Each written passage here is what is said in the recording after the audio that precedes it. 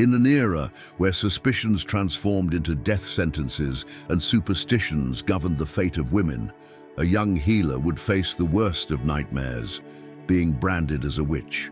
However, when everyone turned their backs on her, a magistrate hardened by loss would discover that saving an innocent could also save his own soul. Can justice be born from a wounded heart? Can love flourish among the ashes of mistrust? Join me in this story where every accusation will be a test of faith and every gesture of protection will challenge the conventions of a merciless society. Now tell me, from where do you listen to us? Do you believe that a love born of justice can overcome all prejudices? The tolling of bells resonated through the valleys when Esperanza Morales crossed the main square covered by a black mantle that seemed more to hide shame than seek protection. The morning air was thick with ashes, and the smell of baking bread mixed with the bitter aroma of bonfires still smoldering on the outskirts of the city. Murmurs followed her like shadows. Women crossed themselves upon seeing her pass. Men averted their gazes with discomfort, and children hid behind their mothers' skirts. Esperanza walked with the dignity of one who had learned to carry the weight of others' accusations. But her green eyes betrayed the exhaustion of a battle she never chose to fight. The news had spread like fire through dry straw. The healer, Esperanza Morales, daughter of the former apothecary Don Tomas, was being accused of practicing witchcraft.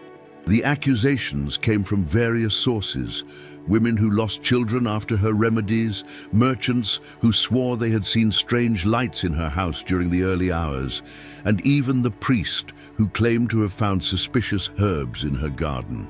It all began when the mayor's wife, Doña Mercedes, fell gravely ill after taking one of her potions. The woman, already weakened by age, could not withstand the fever, and her husband, blinded by grief, pointed to Esperanza as responsible. From that moment on, every miraculous cure she had performed in the past was reinterpreted as the devil's work. Every knowledge about medicinal plants became evidence of a pact with darkness.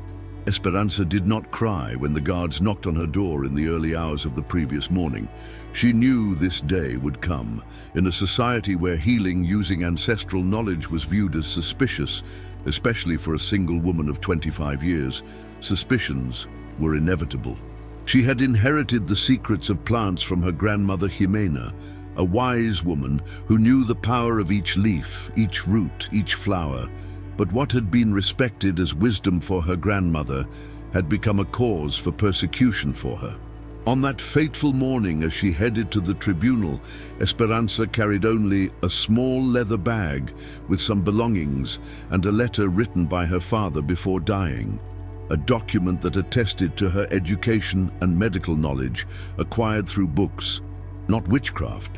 But she knew that in times of witch hunts, reason rarely prevailed over fear. The tribunal was located in the old monastery of San Miguel, an imposing building of dark stone that rose in the center of the village, like an accusing finger pointing to the sky. Esperanza climbed the worn marble steps, feeling the weight of curious gazes that multiplied around the square. Women crowded at windows, men stopped their chores to observe, and even dogs seemed to sniff the scent of fear emanating from the situation. Inside the tribunal, the atmosphere was heavy as burned incense.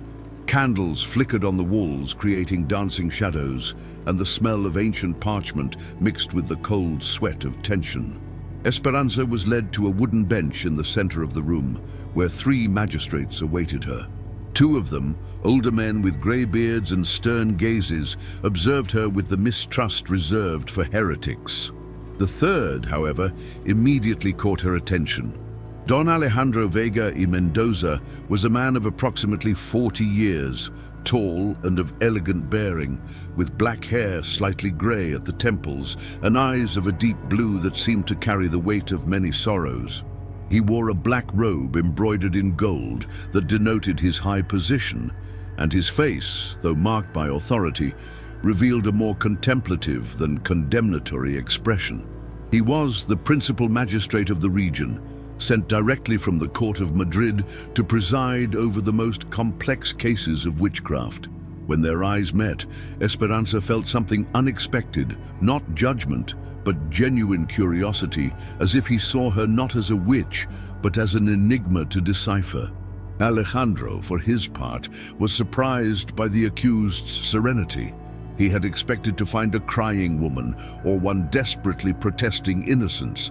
Instead, he found someone who looked at him directly, without arrogance, but also without submission. "Esperanza Morales," said the eldest magistrate, Don Fernando, with a hoarse voice. "You are here accused of practicing diabolic arts, of poisoning innocent Christians, and of making pacts with the forces of darkness.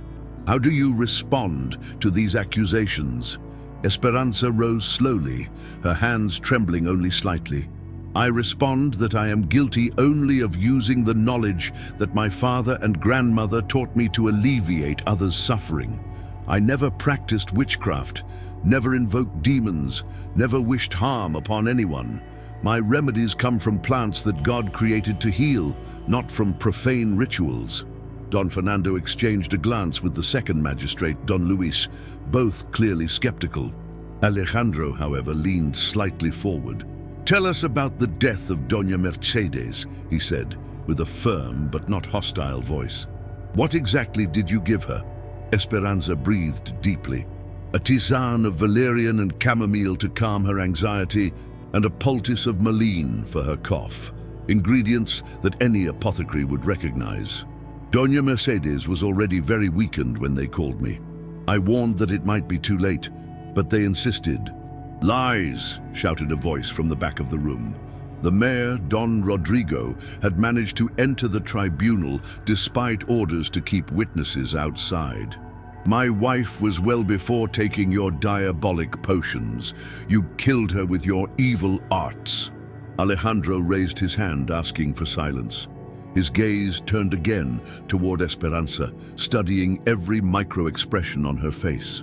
During his years as magistrate, he had learned to distinguish liars from sincere people, and something about this woman intrigued him deeply. "Don Rodrigo will be heard at the appropriate time," said Alejandro with authority. "Now, Señora Morales, tell me, where did you learn about the properties of plants?" Esperanza took from her bag her father's yellowed letter. "My father, Don Tomás Morales, was an apothecary trained at the University of Salamanca. He taught me to read Latin so I could understand his medical treatises. I have here his letter where he attests to my education." She extended the document with steady hands. Alejandro took the letter and examined it carefully. The parchment was authentic, the university seal genuine, and the content described in detail the medical education provided to his daughter. It was an impressive document for a woman of that era. During the following 2 hours, Esperanza was questioned about every aspect of her life. She spoke about the healings she had performed, explained the preparation of her medicines, cited medical texts in Latin that she had studied. Alejandro asked precise technical questions that only someone with genuine knowledge could answer, and she responded to all with a competence that impressed even the most skeptical magistrates. But then came the accusation witnesses. One after another, women from the village told stories of strange lights, suspicious behaviors, plagues that fell upon their families after disagreements with the healer. Some stories were clearly exaggerated, others seemed fabricated by fear, but together they created a somber picture. Alejandro observed everything with growing discomfort.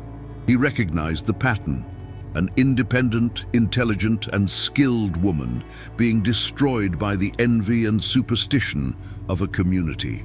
He painfully remembered his wife, Isabella, who had died 3 years earlier during childbirth. She too had been a cultured woman who read books and had her own opinions. And he remembered how some whispered that she wasn't like other wives, as if that were a defect. When the tribunal closed that afternoon, the 3 magistrates met in private. Don Fernando and Don Luis were convinced of Esperanza's guilt. "The evidence is clear," argued Fernando. too many witnesses, too many coincidences. And she is very strange for a common woman. Strange, questioned Alejandro, for knowing Latin, for understanding medicine, for being intelligent, for being presumptuous, replied Don Luis. A woman should be modest, submissive. This one behaves as if she were equal to men. That alone is suspicious. Alejandro felt a wave of anger that he had to control carefully. And what if she were innocent? What if we were about to condemn a woman whose only crime was being born with intelligence in an era that considers it suspicious? The other magistrates looked at each other. Alejandro's position was known in the court. He was more cautious than his colleagues, less prone to quick condemnations. Some considered him weak. Others respected him for his meticulousness. The verdict will be given tomorrow, declared Don Fernando. I suggest you pray for divine guidance, Don Alejandro. Sometimes misapplied mercy can be a greater sin than necessary firmness. That night, Esperanza was kept in the monastery prison, a small cold cell with only a barred window overlooking the cemetery. She could not sleep, not from fear of death, but from the injustice of the situation. Kneeling on the stone floor, she prayed not for salvation, but for strength to face whatever came with dignity. Alejandro also spent the night sleepless, walking through the corridors of his official residence. The house was too large for a single man, full of empty rooms that echoed with his memories of Isabella. He stopped in front of her portrait in the main hallway, a woman with intelligent eyes and a serene smile, holding a book in her hands.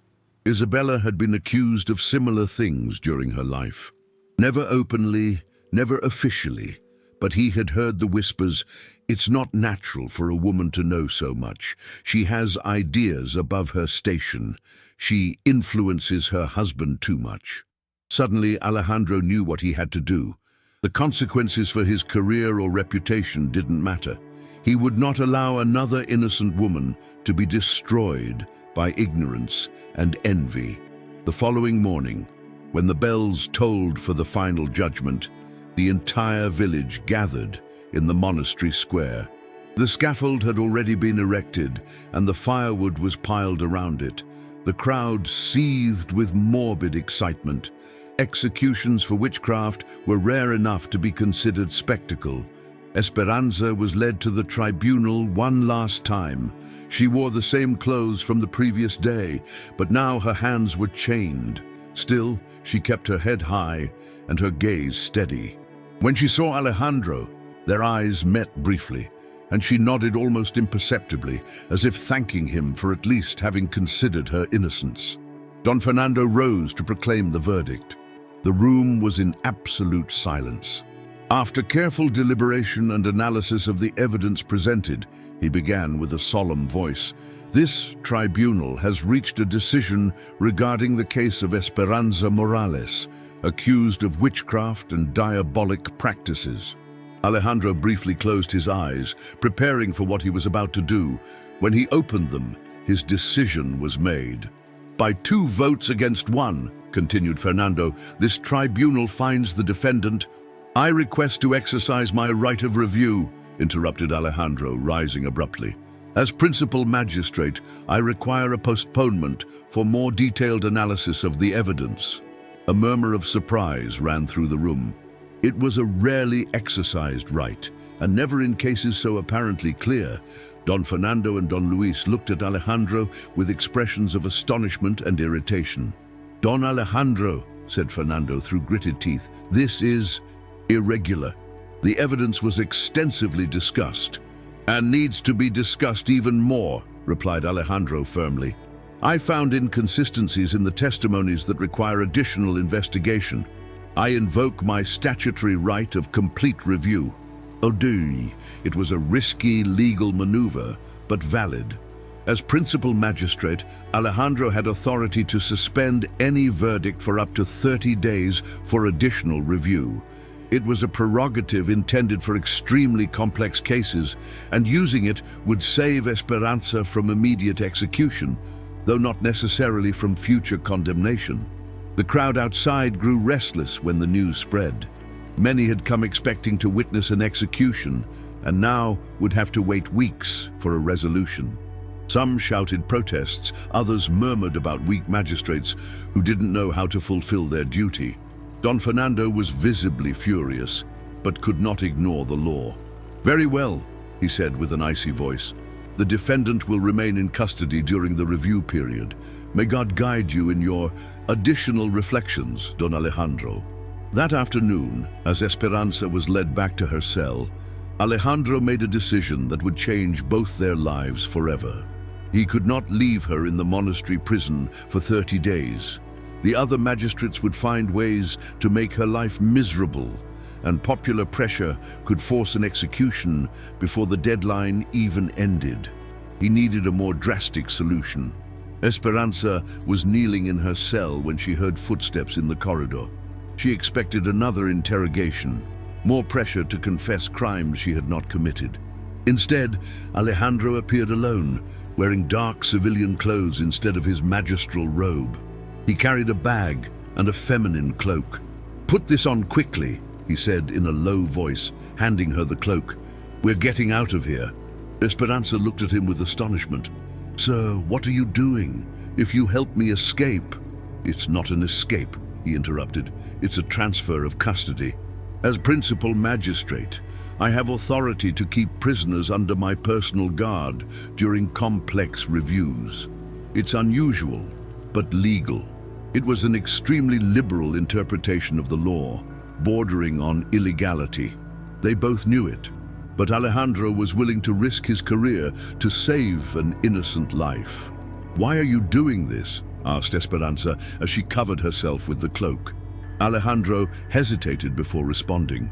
"Because I've seen too many injustices in my career. And because—" He stopped, then continued lower. "Because my wife was also considered strange for knowing too much. She died before they could openly accuse her, but I know they would have eventually." They left the prison through a tunnel connecting the monastery with the magistral residence, a secret path used centuries before by monks during invasions.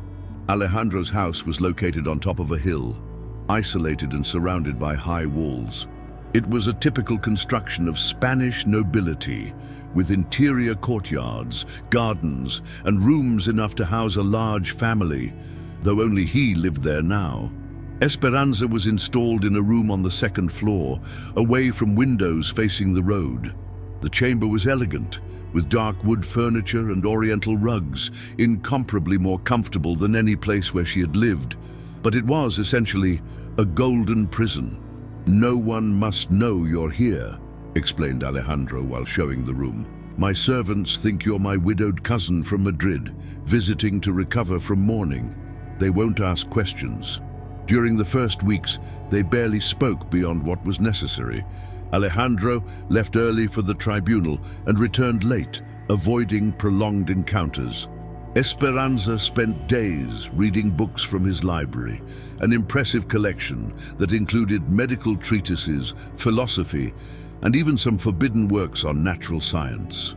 It was the first time in her life she had free access to so much knowledge. Gradually, however, the barriers between them began to break down. Alejandro discovered that Esperanza not only read his medical books, but made insightful annotations in the margins, correcting ancient errors and suggesting better treatments. Her self-taught education was impressive, often superior to that of diplomaed doctors he knew. One night, when Alejandro returned with a wound on his arm caused by a fall from his horse, Esperanza insisted on treating it. Her hands were soft and skillful, and she prepared an ointment that healed the wound more quickly than any remedy he had tried. It was then that he fully understood the injustice of her accusation. Far from being a witch, she was a genuine healer with knowledge that could benefit the entire community. "How did you learn all this?" he asked as she cleaned the wound. "Observing, experimenting, reading," she replied simply. "My grandmother Jimena taught me that every plant has a purpose, and my father taught me to read the books that explain why. The rest was curiosity." Alejandro began to understand that Esperanza represented something rare, a brilliant mind born in circumstances that would normally have suppressed it. Her situation reminded him not only of Isabella, but of all the women he had known throughout the years whose potential had been wasted by social prejudices. Meanwhile, in the village, rumors grew. Don Fernando and Don Luis were frustrated with the delay in the trial and began questioning Alejandro's motives. Some local inhabitants whispered that perhaps the magistrate himself had fallen under the witch's spell. Pressure for a quick resolution increased daily. One afternoon, when only a few days remained until the end of the review period, Esperanza found Alejandro at his desk, surrounded by legal papers and looking deeply disturbed. "Things are getting complicated, aren't they?" she said without needing confirmation. Alejandro raised his eyes from the documents. In the past weeks, he had grown accustomed to her presence, to the intelligent conversations during meals, to the feeling that his house was no longer empty. The idea of handing her back to the tribunal filled him with surprising pain. "Don Fernando sent a letter to Madrid," he admitted, "questioning my impartiality in the case.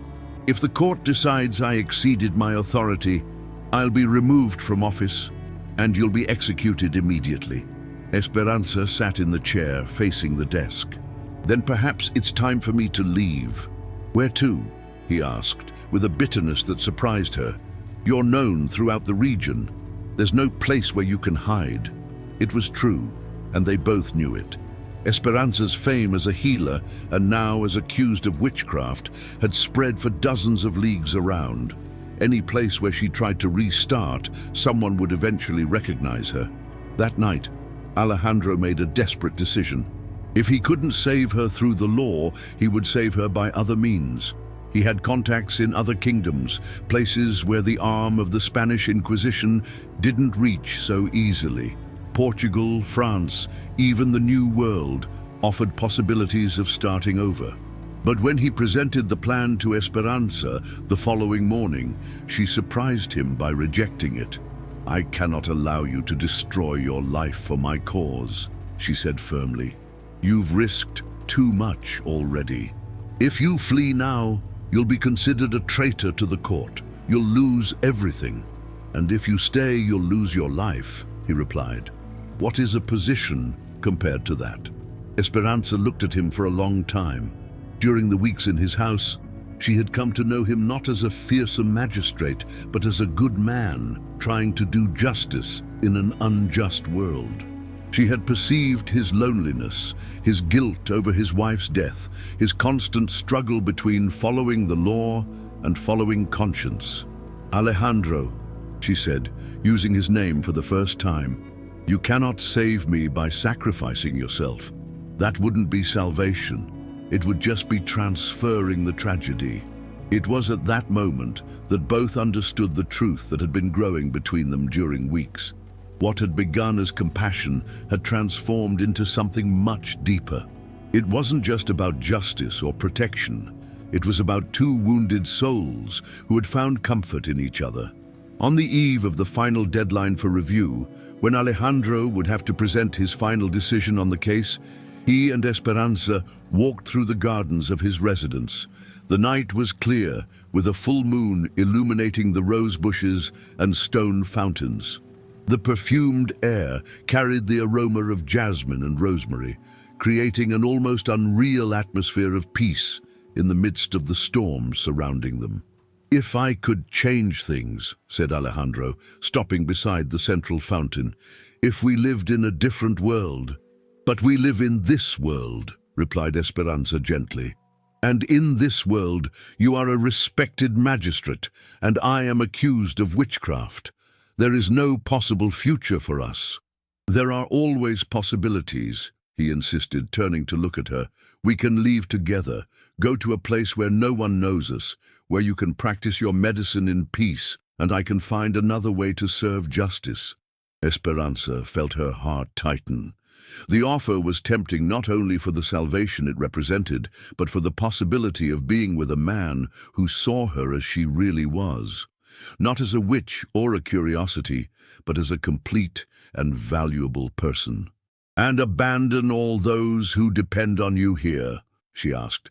"How many other innocents will suffer if you leave? How many injustices will go unnoticed?" It was the question Alejandro feared because it touched the center of his moral dilemma. His position allowed him to positively influence many lives, moderate the excesses of other magistrates, protect the innocent within the limits of the law. Abandoning everything for love seemed simultaneously noble and selfish. That night, for the first time since she had arrived at his house, Alejandro kissed Esperanza. It was a kiss full of desperation and desire, of love, born in impossibility and nourished by mutual admiration. When they separated, both knew they had crossed a line from which there was no return.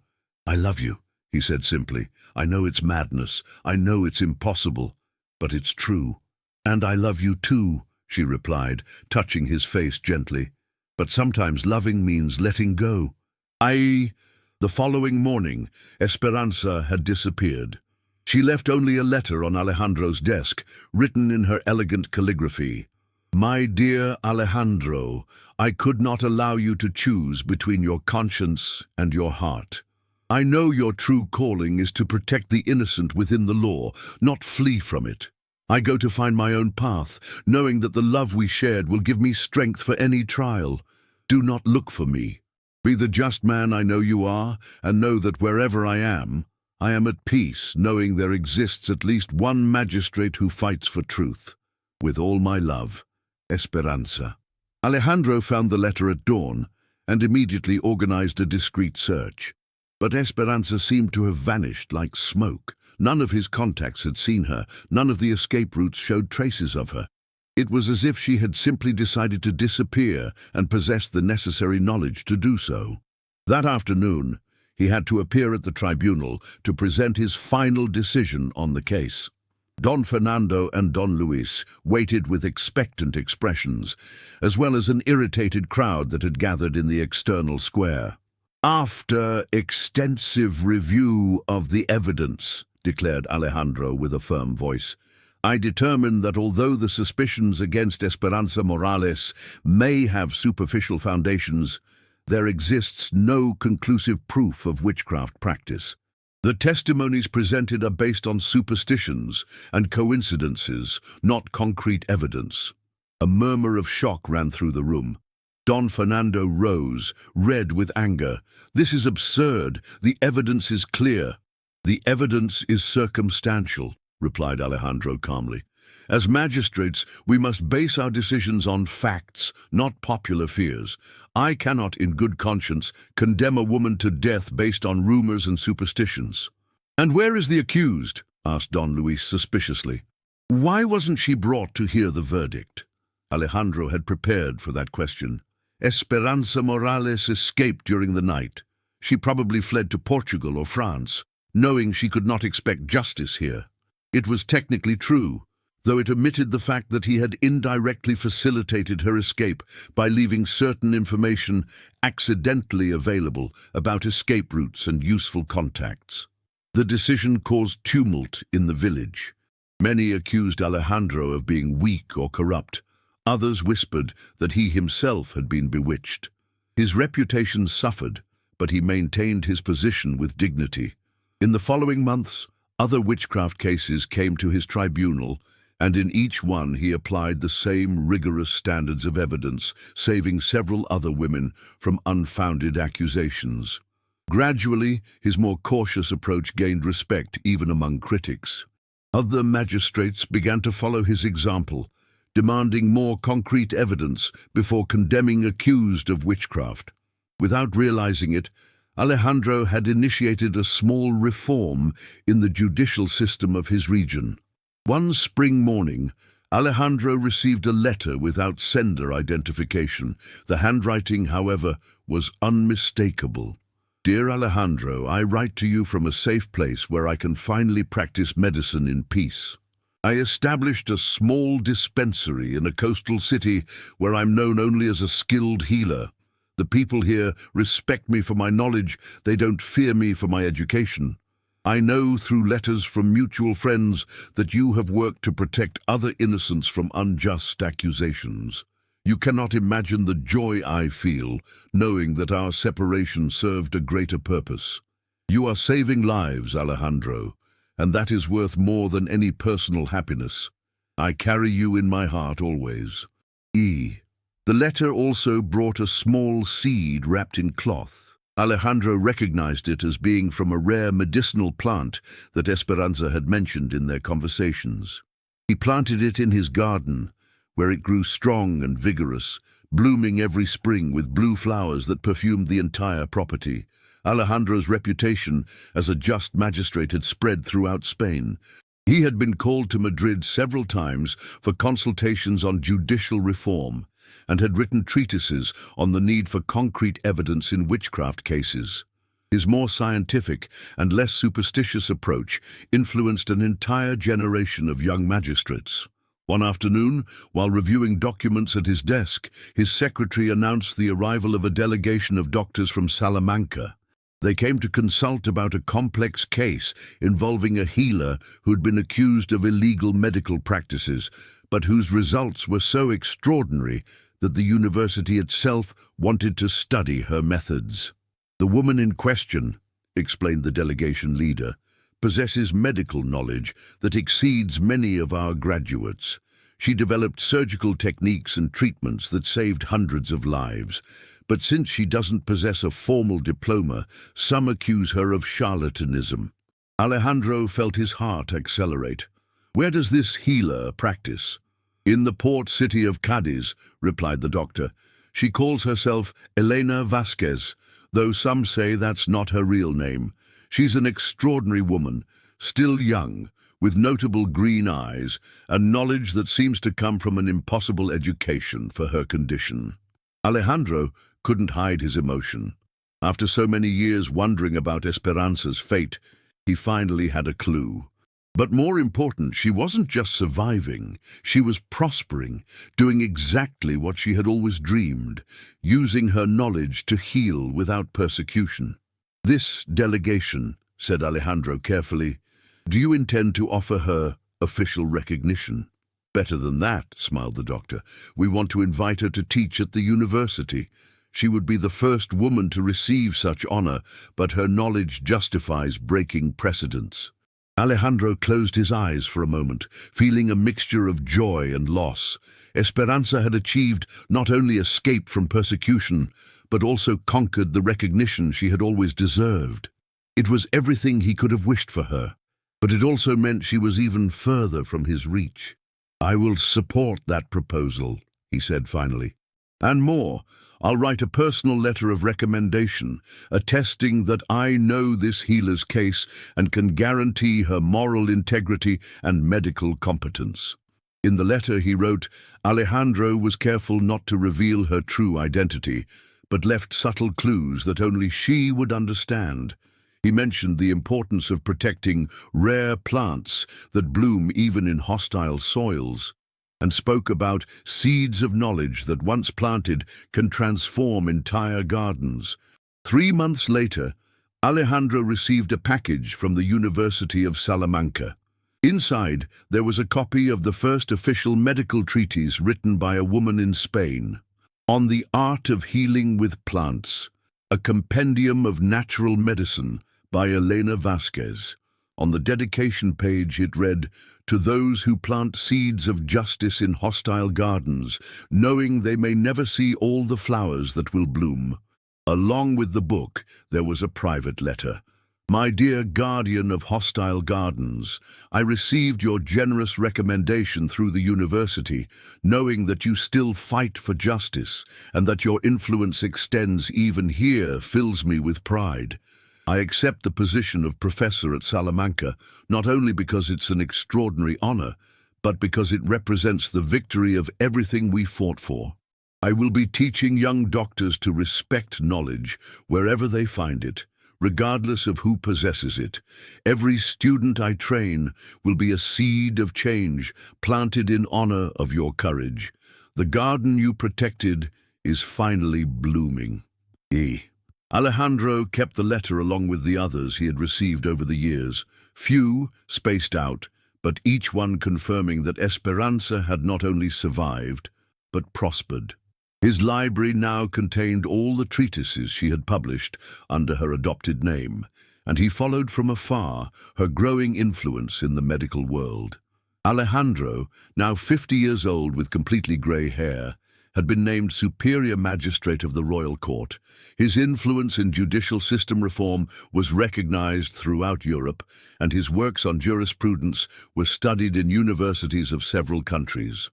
One morning, upon arriving at the court in Madrid, he was informed that a special delegation of doctors and scholars requested an audience. The matter, they said, was of extraordinary national importance. The delegation was received in the great hall of the court, and Alejandro recognized several familiar faces: university doctors, royal councillors, even some progressive members of the clergy. But it was the figure in the center of the group that made his heart stop.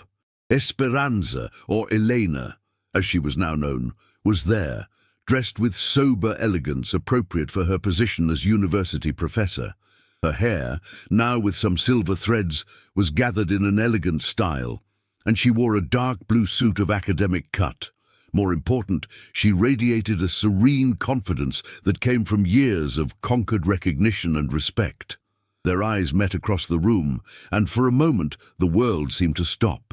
10 years of separation, 10 years of scarce letters and distant love, all concentrated in that single glance. "Your Excellency," said the delegation leader, "we have the honor of presenting Professor Elena Vasquez from the University of Salamanca, whose works in medicine revolutionized disease treatment throughout Spain." Alejandro rose, struggling to maintain his official composure. "Professor Vasquez, your reputation precedes you. It's an honor to receive you at court." "The honor is mine, Your Excellency," replied Esperanza with a formal bow. Her voice was more mature, more confident, but still carried the same sweetness he remembered. The delegation had come to propose an ambitious project: establish public hospitals in all major cities of Spain, where quality medicine would be available regardless of patients' social condition. Esperanza had developed training methods that would allow rapid formation of competent healers, and her experience in treating the poor made her the ideal person to lead the project.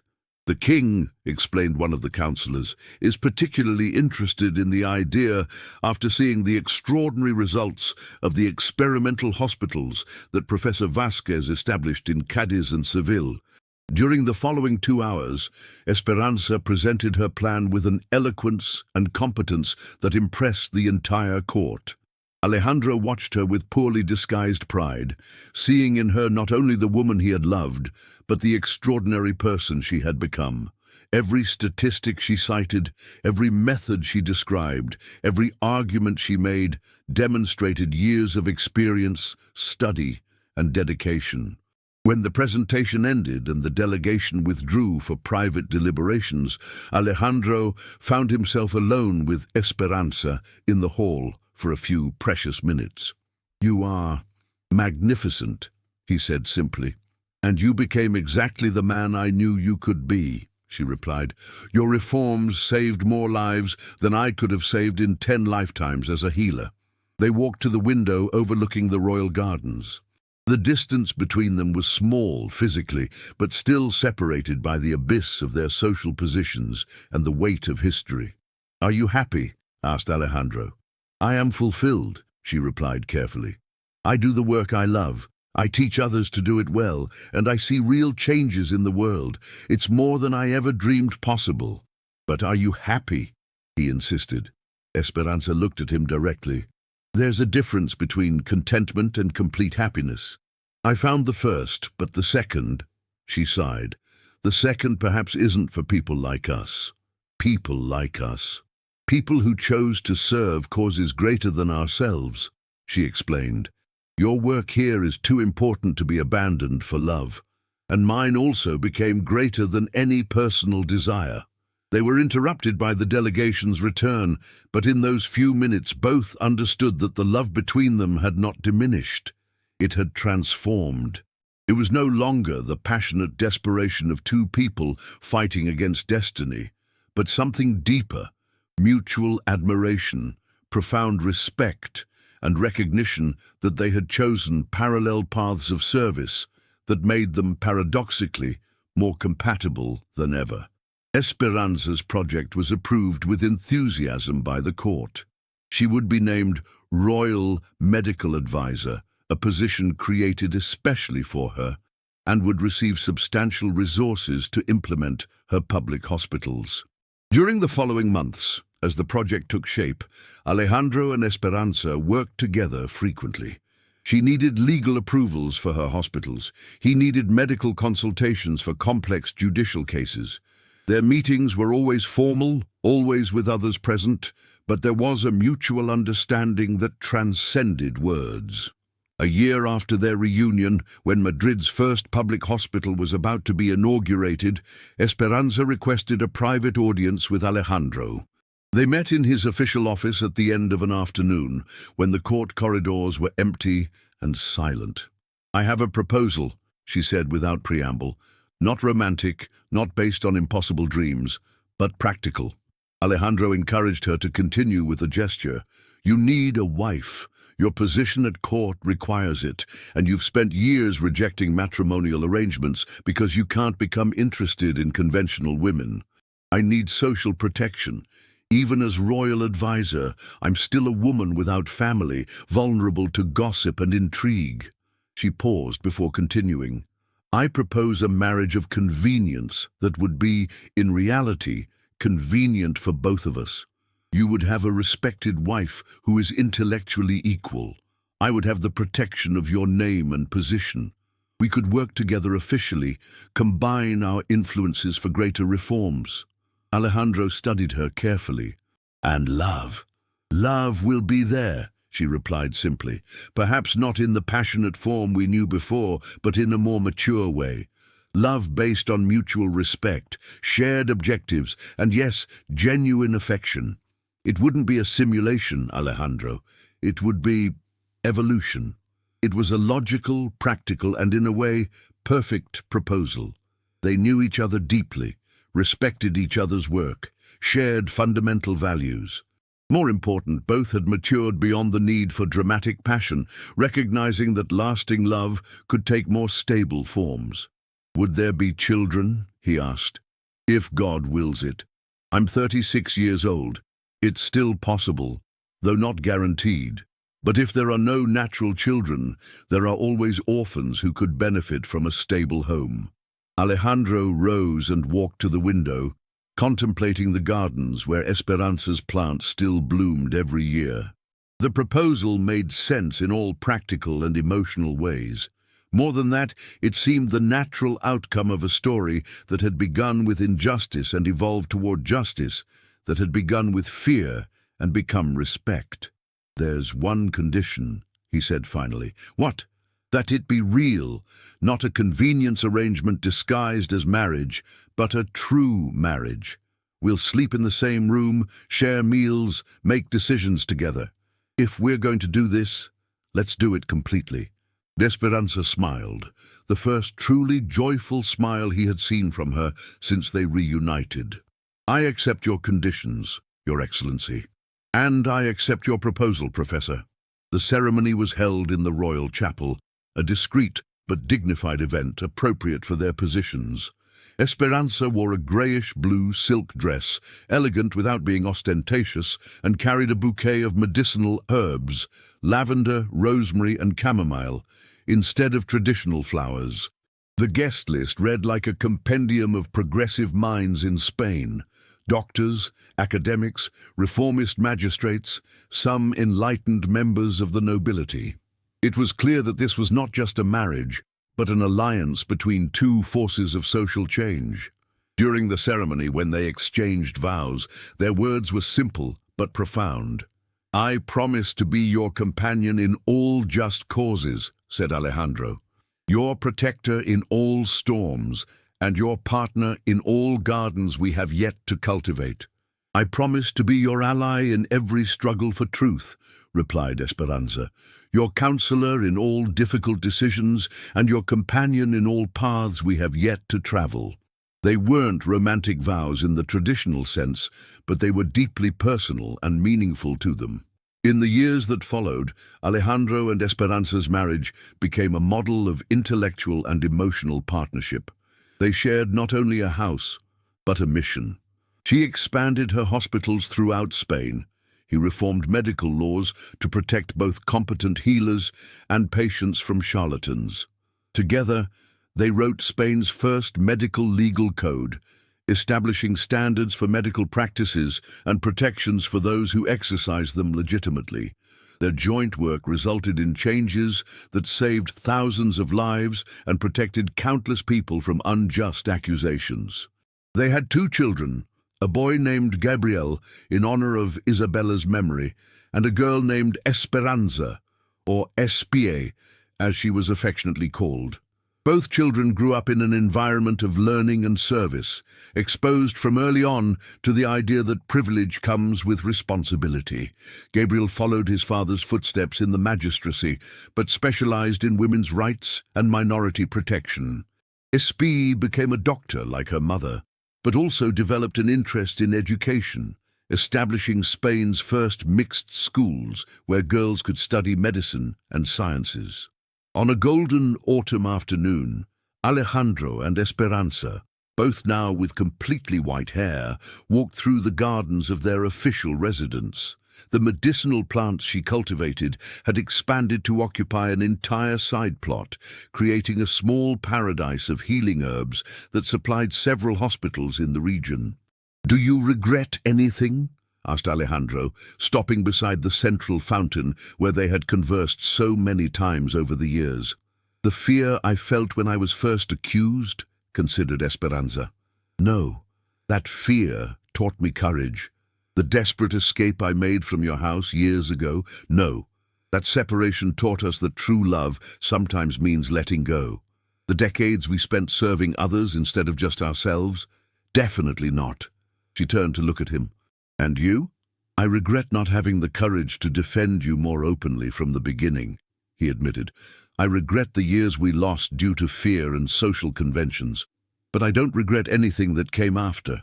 They sat on the stone bench that had been installed beside the fountain, the same place where they had made many important decisions over the years. In the distance, they could hear the voices of their grandchildren playing in the back garden. Gabriel had married and had 3 children. Espie had 2.